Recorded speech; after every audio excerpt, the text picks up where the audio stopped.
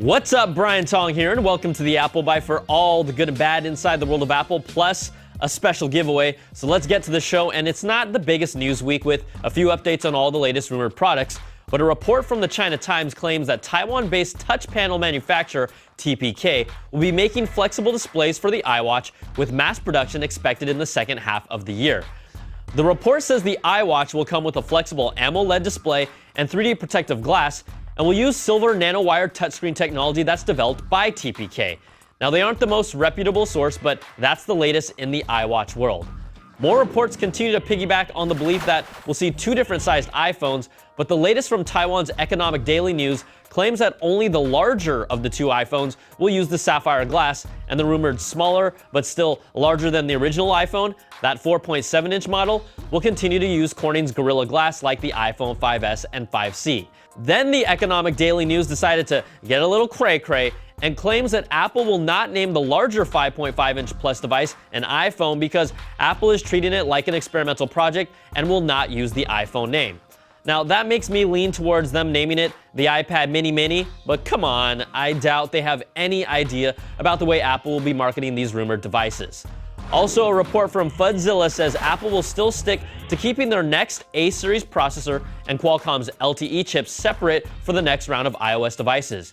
Integrating the two typically helps optimize battery life, but it looks like that will be another generation away. KGI Securities also released a report that indicates Apple will keep most of their products with the same processor except for the next iPhone, which historically has taken the lead when it comes to new processors in their product line. Now, no surprise there, and the rumored full-size iPad would also be a candidate for a new 8.8 chip.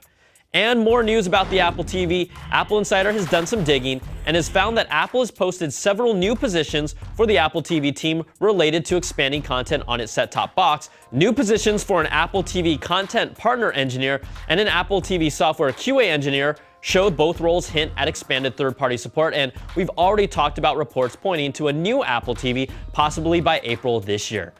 All right, it's always cool to check out some of the patents Apple has been working on, and recently they've been granted what's described as a sports monitoring system for headphones, earbuds, and headsets. Now, the key to this invention would be sensors embedded into one or more areas of the headset or earbuds. By coming into contact with your skin, the sensors would potentially be able to measure your heart rate, temperature, perspiration, and other physical stats. It's basically a health monitoring system for headsets. It looks really cool, but unfortunately, they won't be able to use the name Heartbeats by Dre. All right, on to the quick bites. Apple's bringing the iTunes Festival to America for the first time at South by Southwest. Coldplay, Imagine Dragons, and Pitbull will be some of the featured performers, but no word if Elvis will be performing. What the fuck say? Pow, pow, pow, pow, pow, pow. Pow, pow, pow, pow, pow, pow. Pow, pow, pow, pow, pow, pow. What does the fuck say? He says, shut the up. Okay, I'm done. And a cool story from CNET's own Daniel Turdeman, where the TV show Diggers found the time capsule from the Aspen International Design Conference in 1983. Now, at the conference, Jobs gave a talk and predicted things like the iPad, wireless networking, and even the App Store long before they became a reality. Now, the time capsule included the Lisa mouse. Steve Jobs used it during his talk, along with other miscellaneous items that were thrown in it, and it was dubbed the Steve Jobs time capsule. So, check out this clip. So I look in the tube. There's a little plastic bag in there. I reach in, I grab it. Look. I mean, I kind of let go of it because I panicked like it was like a hot stove. Couldn't be.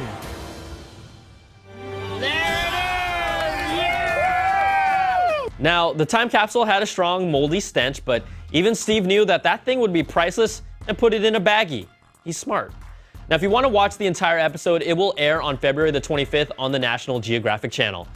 All right, we've got another amazing giveaway for you from our friends at JBL. This is the hottest Bluetooth speaker out there right now called the JBL Pulse. I genuinely love it because it's super colorful, the sound quality is great for a speaker this size, and you can control it with its own app.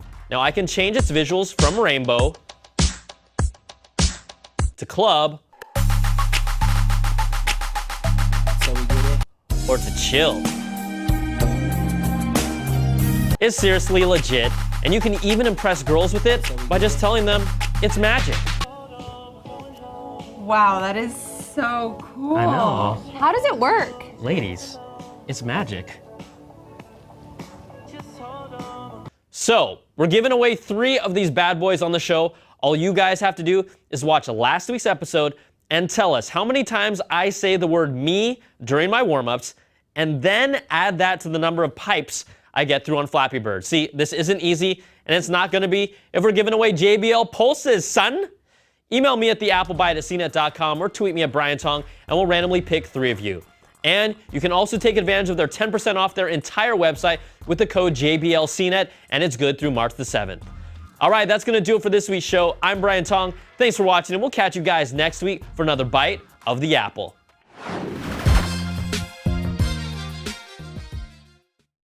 I got my eyes on you. You're everything that I see. I want your